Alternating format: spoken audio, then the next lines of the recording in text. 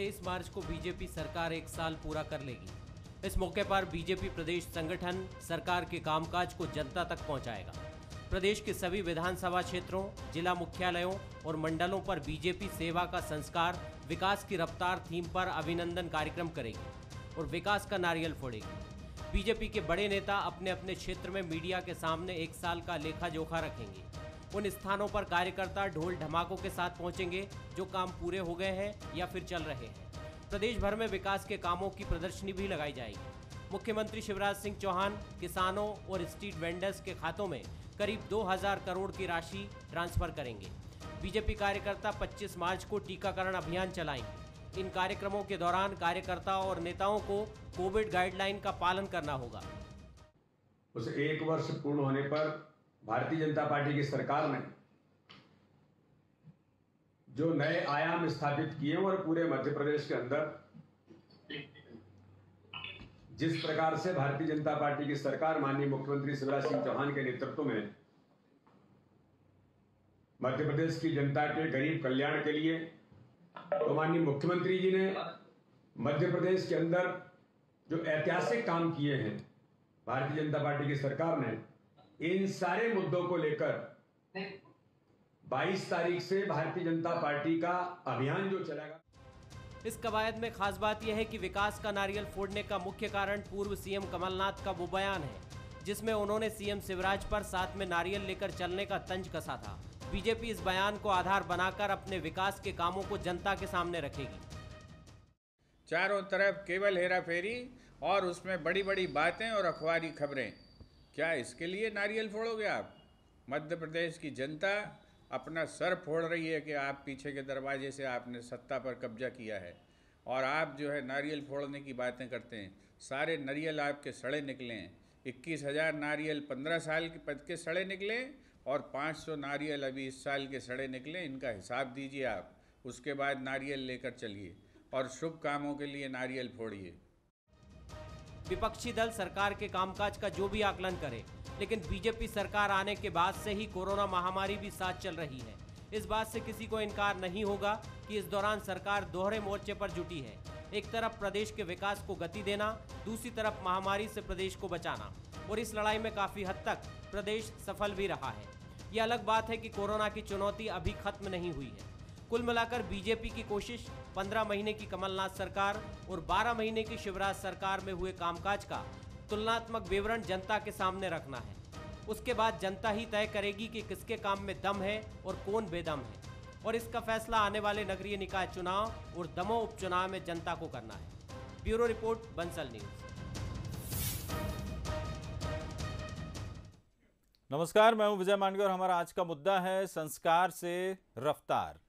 1 साल पहले जिन हालातों में मध्य प्रदेश की सरकार बनी, चाहे हम राजनीतिक हालात कहें या फिर कोरोना संक्रमण के हालात, उसे अपनी पार्टी के संस्कारों के साथ बिना किसी बाधा के 1 साल बीजेपी ने पूरा किया है और इस 1 साल के कामकाज को जनता के बीच अब बीजेपी लेकर भी जा रही है। लेकिन इसके साथ ही पिछली 15 महीने की जो कमलनाथ या कांग्रेस की सरकार थी, उसकी नाकामियों को भी जनता को बताया जाएगा। एक तरह से 12 महीने बनाम 15 महीने कि किसने क्या किया। थीम होगी सेवा का संस्कार, विकास की रफ्तार, और कार्यकर्ता अपने विकास के कामों को लेकर प्रदेश भर में नारियल फोड़ने का अभियान चलाएंगे। पार्टी जनता को ये भी बताएगी किस तरह से कोरोना में सरकार ने अपने स्तर पर और पार्टी के कार्यकर्ताओं के स्तर पर महामारी का डटकर मुकाबला किया। और बीजेपी की तरफ से ये संकेत साफ है कि आने वाले दिनों में जो नगरीय निकाय चुनाव होंगे, हालांकि टल गए हैं, 2-3 महीने का समय मिल गया है दोनों राजनीतिक दलों को, लेकिन दमोह उपचुनाव सिर पर है और जिसमें बीजेपी पिछली सरकार के 15 महीनों के काम और अपने 12 महीने के काम को लेकर चुनावी मुद्दा बनाने जा रही है। और आज इसी मुद्दे पर हम चर्चा करेंगे और हमारे साथ मेहमान जुड़ चुके हैं, उनसे मैं आपका परिचय करवा देता हूं। भारतीय जनता पार्टी के प्रवक्ता हैं दुर्गेश केसवानी, मेरे साथ स्टूडियो में। बहुत स्वागत है दुर्गेश जी। अजय सिंह यादव जी हैं, प्रवक्ता है कांग्रेस के, आपका स्वागत है। इंदौर से हमारे साथ वरिष्ठ पत्रकार और राजनीतिक विश्लेषक के तौर पर मेरे सहयोगी हर्षवर्धन प्रकाश, वो भी जुड़ रहे हैं। हर्षवर्धन, आपका भी बहुत स्वागत करता हूं। और पहला सवाल मेरे ख्याल से हर्षवर्धन आपसे ही, जिस तरह से हम देखते हैं कि राजनीतिक दल कोई भी काम करते हैं, कोई भी सरकार हो, वो क्रेडिट लेने की कोशिश करती है। यहां पर एक क्रेडिट लेने की कोशिश इस तरह से की जा रही है कि विपक्ष ने तंज कसा था और उसका जवाब कुछ इस तरह से, अब तो हम नारियल फोड़ेंगे और विकास के नारियल फोड़ेंगे। राजनीति का एक थोड़ा सा नया ट्रेंड, हर्षवर्धन, आप कैसे देखते हैं?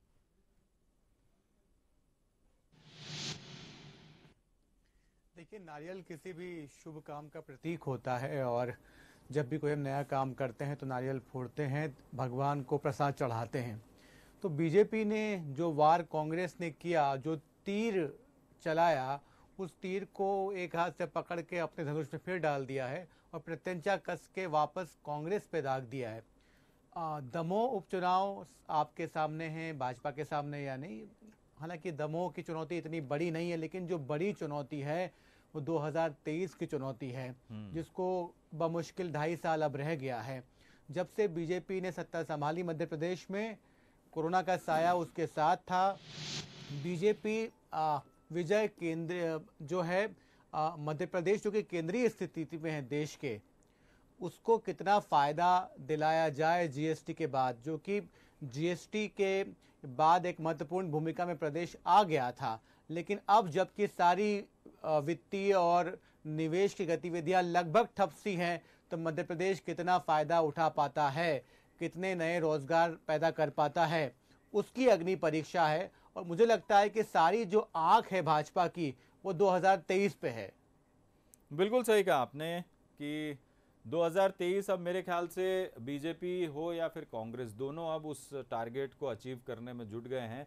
लेकिन दुर्गेश जी, सवाल यही है, क्रेडिट लेना अच्छी बात है, बुरी बात नहीं है, सरकार कोई काम करती है, लेकिन कांग्रेस ने एक तंज कसा था, उसको आधार बनाकर अब आप हर जगह नारियल फोड़ेंगे। ये एक तरह से जवाब राजनीतिक तौर पर और ये बताने की कोशिश की अब कांग्रेस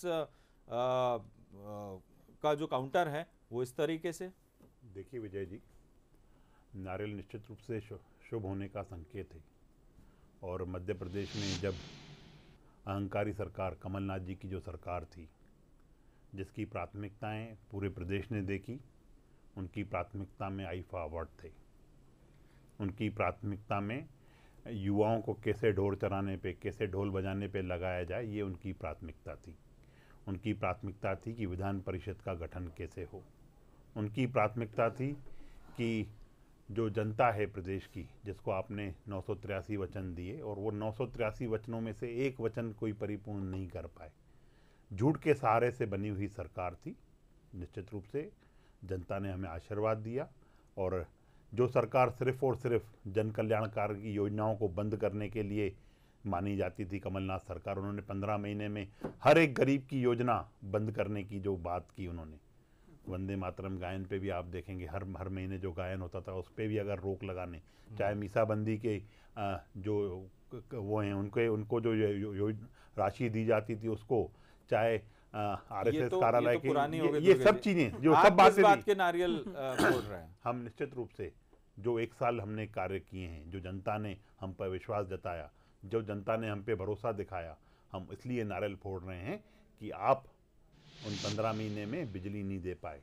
आप जो बिजली सुचारू रूप से मध्य प्रदेश में मिलती थी उसको बाधित करने का काम आपने किया, हम उसके लिए नारियल फोड़ रहे हैं। हम उसके लिए भी नारियल फोड़ रहे हैं विजय जी कि हम कभी आपके चैनलों पे आकर पानी के लिए डिबेट करने नहीं बैठे थे, पर 15 महीने में कमलनाथ जी ने हमें यहाँ तक आपके चैनलों पे बिठा दिया डिबेट करने की। आप सड़क नहीं दे पाए, आप बिजली जो मूलभूत सुविधाएं थी वो आप मध्य प्रदेश की जनता को नहीं दे पाए। हम इसलिए नारियल फोड़ रहे हैं। जो आपने दीनदयाल रसोई, जो गरीब के भोजन 5 रुपए 10 रुपए में जो भोजन होता था, आपने वो योजनाएं बंद करने की चेष्टा की, हम उसलिए नारियल फोड़ रहे हैं। आप तीर्थ दर्शन योजना जैसी जो बुजुर्गों को तीर्थ यात्रा कराती थी, अगर आपने उसको जो रोकने का, उसको खत्म करने का, उसको बंद करने का दुस्साहस किया, हम उसका नारियल फोड़ने जा रहे हैं। अनेक जन कल्याण की योजना है विजय जी, जिसके लिए हम नारियल फोड़ने जा रहे हैं। चलिए अजय जी।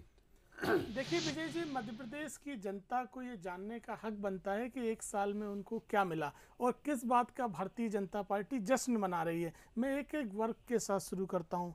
आज प्रदेश की गृहिणियाँ, हमारे जो परिवार चला रही हैं, एक साल के अंदर 900 रुपए का गैस सिलेंडर, 100 रुपए से ज़्यादा का पेट्रोल डीजल, इस बात का जश्न भारतीय जनता पार्टी सरकार मना रही है। मध्य प्रदेश में दुर्गेश जी मैं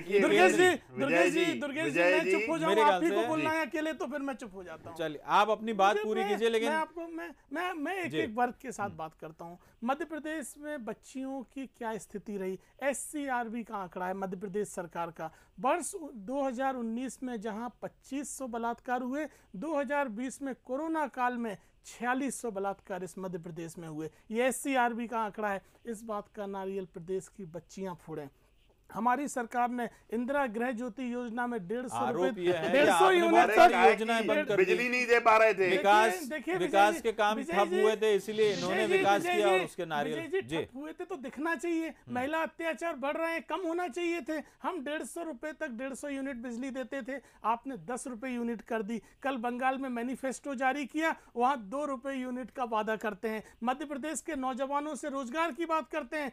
युवा स्वरोजगार योजना के तहत 10,000 तक के कर्जे मध्य प्रदेश सरकार ने बंद किए। किसानों की बात करते थे, किसान कर्जा माफी का अगला चरण आपकी सरकार ने बंद किया। अतिथि विद्वान तो चल रहा है, फिर किसान कर्जा माफी का चरण बता दीजिए। अगर हम झूठ बोल रहे हैं तो हम भी स्वीकार कर लें, आपकी सरकार कर रही है बकाया कर्जा माफी। अतिथि शिक्षक, अतिथि विद्वानों को नियमित करने के नाम पर सिंधिया जी ने सरकार गिराई, आपने एक कदम नहीं बढ़ाया। तो इन बातों के लिए नारियल फोड़ रहे हैं कि आप भ्रष्टाचार कर रहे हैं। प्रदेश की जनता को क्या मिला? अरे विजय जी, ये सिर्फ चैनल पे और तीर्थ दर्शन यात्रा, अगर मेरे एक साल से कोरोना काल चल रहा है, कौन तीर्थ दर्शन पे गया है? क्या झूठ बोलते हैं? अगर भ्रष्टाचार की बात कर रहे हैं, कौन तीर्थ दर्शन पे गया है? समक्ष आके क्यों नहीं कोई प्रमाण पेश करते हैं? अरे सारे प्रमाण आरोप लगा दिए। SCRB का आंकड़ा है, SCRB का आंकड़ा है राज्य सरकार का। जब ये मध्य प्रदेश में बिजली नहीं दे पा रहे थे तो इनके मंत्री चमगादड़ों पे आरोप लगाते थे। ये लोग चमगादड़ों को आरोप लगाते थे कि चमगादड़ की वजह से हम बिजली नहीं दे पा रहे। ये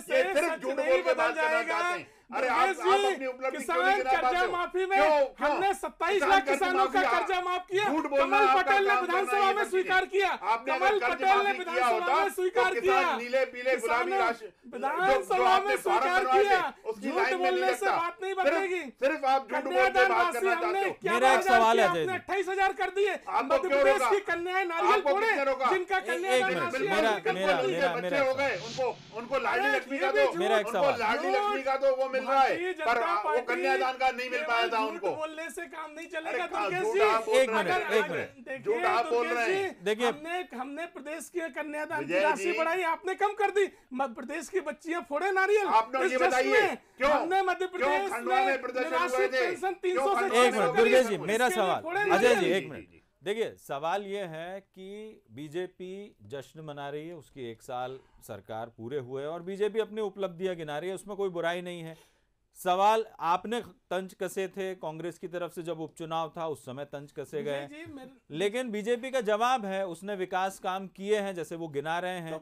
भाई आप भी विकास काम आपने किए थे, तो उस समय आपने क्यों उसका क्रेडिट लेने की कोशिश नहीं की? मैंने जो भी बातें कही तमाम तथ्यों के आधार पर कही। महिला अपराध की बात सरकार का आंकड़ा है, जो भी चीजें हैं सारे तथ्यों के आधार पर मुझे आजाद दीजिए, बात करने दीजिए। आप किसान कर्ज माफी मेरे ख्याल से एक पॉइंट की बात कर रहे हैं। देखिए, ये सारे किसान कर्ज माफी की ये बात कर रहे हैं, चर्चा नहीं होती है। हाँ, बिल्कुल मैं यही कह रहा हूँ।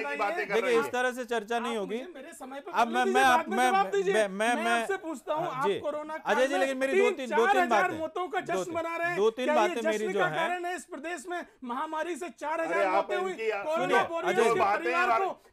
हमने उनके लिए काम किया है, हमारी सरकार ने उस समय काम किया है। एक मिनट जिनकी कोरोना में मौत हुई, जिनके परिवारों का क्या जश्न मनाए वो परिवार इस बात के? दो तीन सवाल है। जिस हालातों में सरकार ने जो कामकाज संभाला था, एक तो कोरोना था और लगातार बीजेपी ये कह रही कि उस समय कोई व्यवस्थाएं नहीं थी जैसी होनी चाहिए थी। तो एक तो उपलब्धि मेरे ख्याल से अभी 1 साल में हम देखें तो कोरोना से जो हम लड़ाई लड़ रहे हैं, पूरा देश लड़ रहा है, हालांकि फिर कोरोना के मामले बढ़ रहे हैं और लगातार कोशिश यही है कि जनता जागरूक हो, क्योंकि ये जनता के हाथ में है।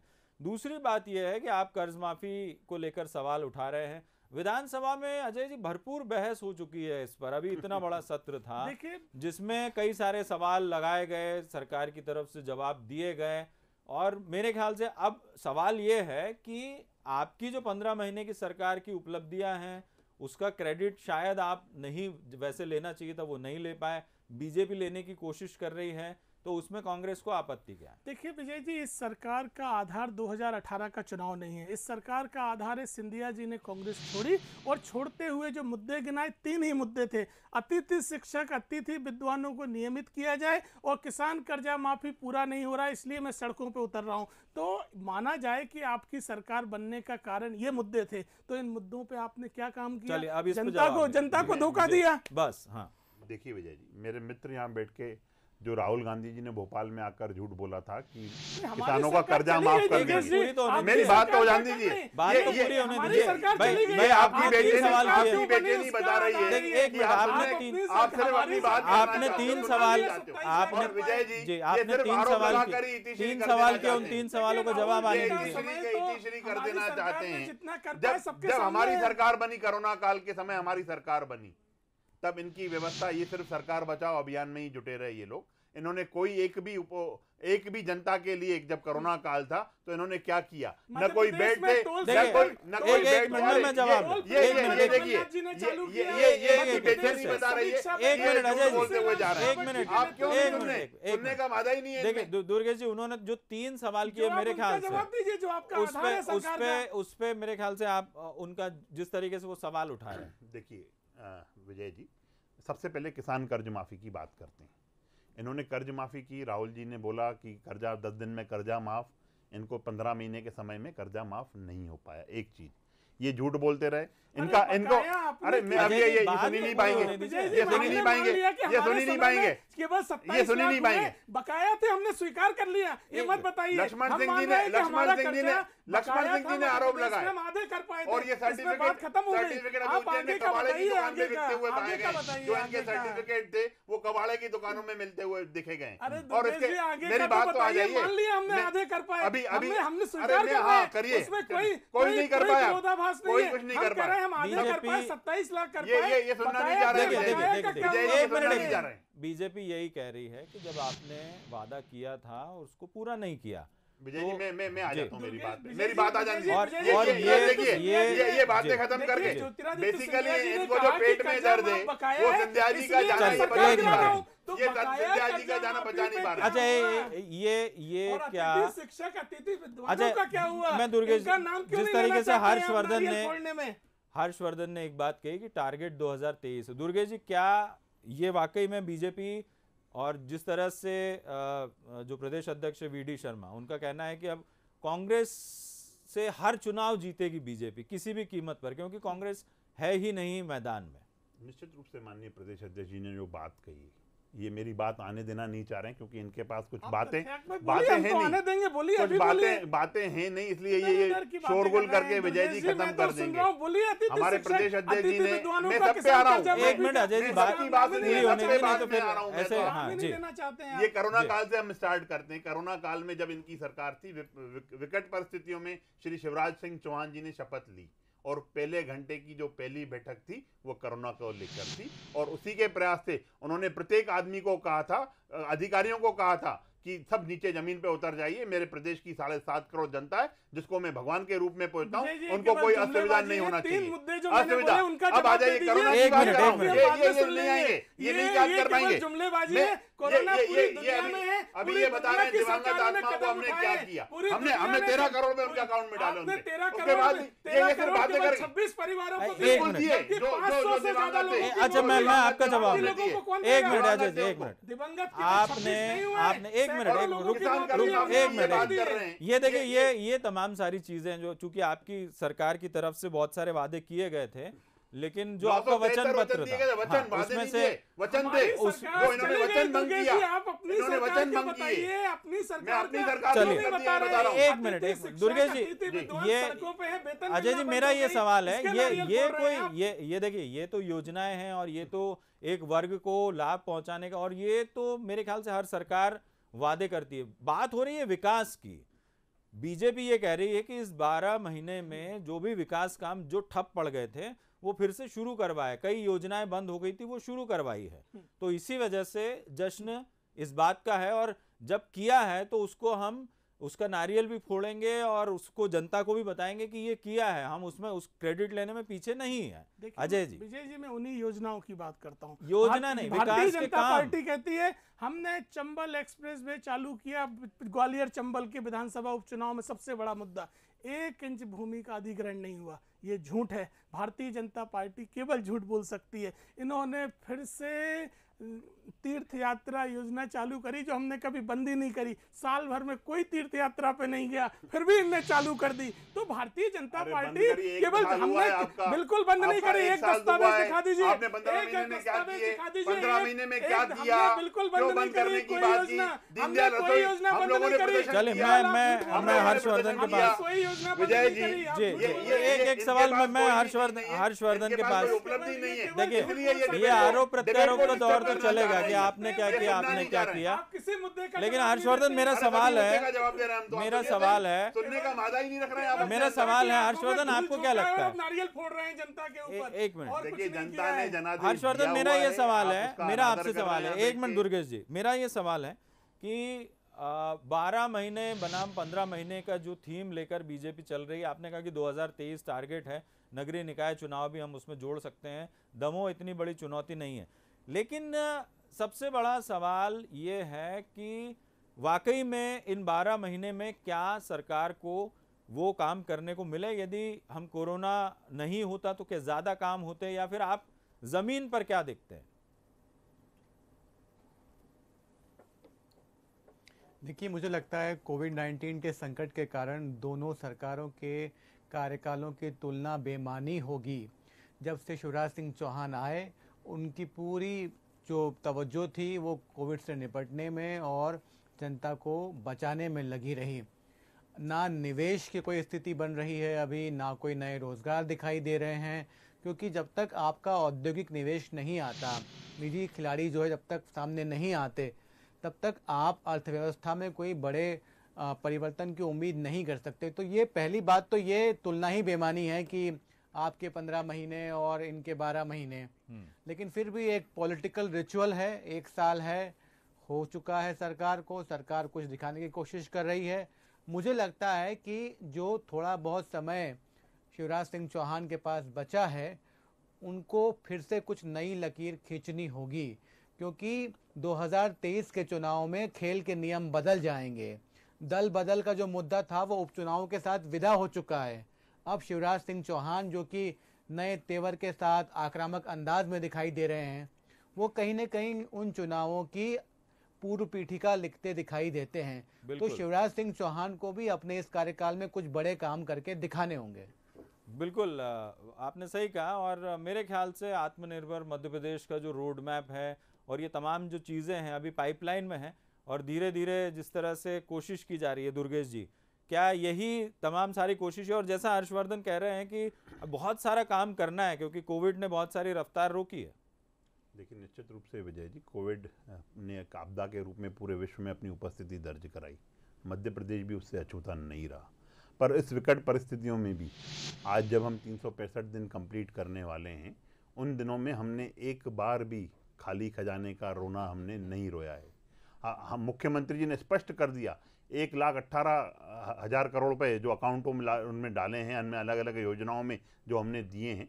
मुझे लगता है कि निश्चित रूप से वो मध्य प्रदेश, जो आत्मनिर्भर मध्य प्रदेश की हम लोग जिस उस पर चल रहे हैं, उस पर हमें निश्चित रूप से हम आगे बढ़ रहे हैं। अनेक योजनाएं इन्होंने, आप अगर आप जनरल वे में भी मैं करूं, जो मकान थे प्रधानमंत्री योजना के, उन्होंने रोक दिए। किसानों की सूची उपलब्ध नहीं कराई इन्होंने सम्मान निधि देने के लिए। अनेक हर चीज़ हमने इस कोरोना काल में मजदूरों से लेकर हमने कोई किसान हर तबके के लिए हमने कार्य किए। चाहे जो वो वेंडर्स थे उनको भी हमने अगर लोन देने का कार्य किया तो वो हमने उनको भी सुचारू रूप से अपनी आजीविका चलाने के लिए हमने उनको मोटिवेट किया।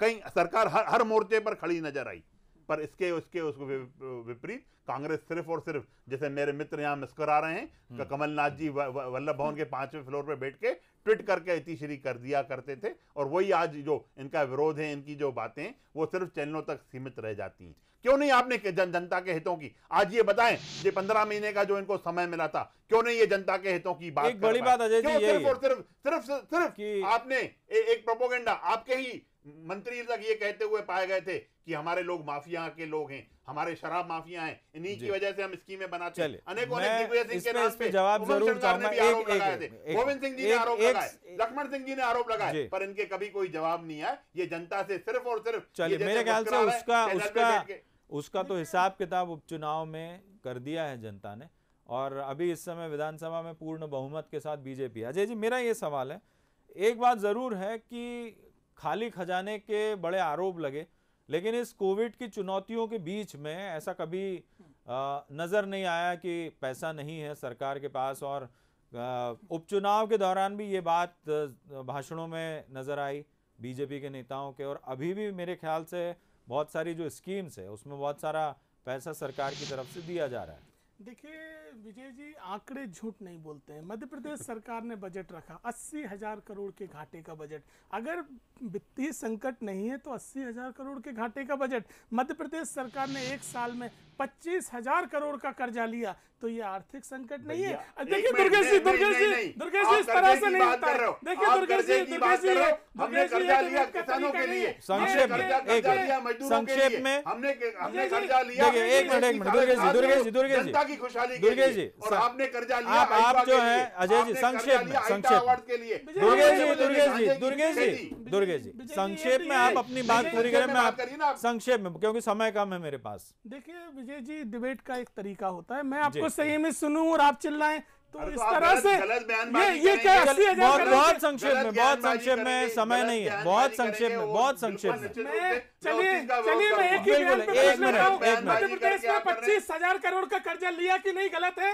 80,000 करोड़ के घाटे का बजट है कि नहीं? झूठ बोलते हैं आप। भारतीय जनता पार्टी झूठ बोलती है और जनता की आंखों में धूल झोंक रहे हैं। मजदूरों के लिए लिया, किसान कर्जा माफी बंद करी, मध्य प्रदेश का किसान आत्महत्या कर रहा है, आपकी सरकार भ्रष्टाचार कर रही है। चलिए, मेरे ख्याल से एक मिनट ऐसे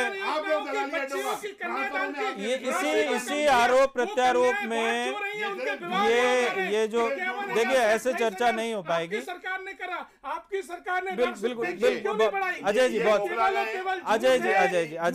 जी समय खत्म आपका समय खत्म आपका